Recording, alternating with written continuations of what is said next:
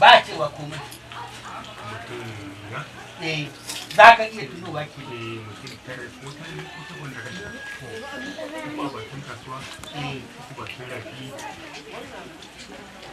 daya bakin gareji ko? a tashar mota kaga dai ni ɗazun nan na yi lissafi ka san idan sanyi iya damun ka kafa to za a lankwasa kafar sai a ɗaure ta da danko sai a kafa mata ƙaho duk wani sanyin zan zoke shi to suna nan dai guragu sai da na kirga 16 duk an kawo hotunan su ma an kafe a shafi ana neman to kaga kuma kai ka fi ni barna fa ban gani na jika barna ba wallahi ka fi ni sai fice a cika 16 ni tara ne fa sai guragu ne kai kake ba ni rayu ne jarirai kuwa na yi musu godiyan gargajiya bishi ta bishiyar nan da ke ballo ganyen nan mai yararin nan yararin lafta yaro a baki ya kashe ya fa 40 yaro wai godiyan 40 gargajiya sauki yar gyatuman nan da ka biyo maganin ciwon idanu sati 1 da kwana 3 tana nan da ɗan sanda da ɗan jago bakin masallaci ta mata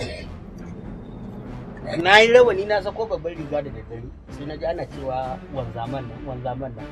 ai kawai sai na koma sallar da gani nake to kaga mu yanke shawara mu hau motar mai gatari zuwa ina kana zuwa gudungu da ka hau gatari ka shiga ne jar'i kai an yi kudin zai to kawo kawo na je nan karkashin gada ke na ɗorayi baba falalu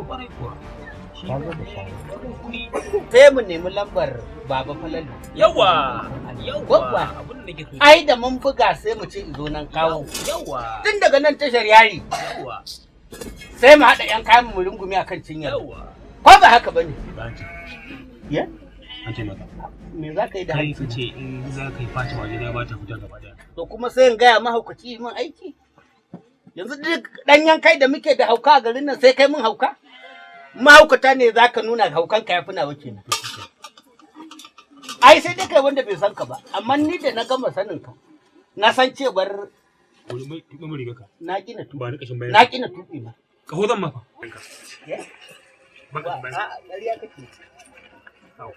ba zan shirye maka benin ba na kuma ko kudu ma ka sa wannan sai ta kwanta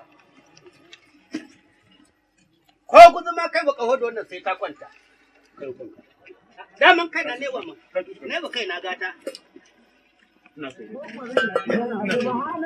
kana liman yana da roƙon Allah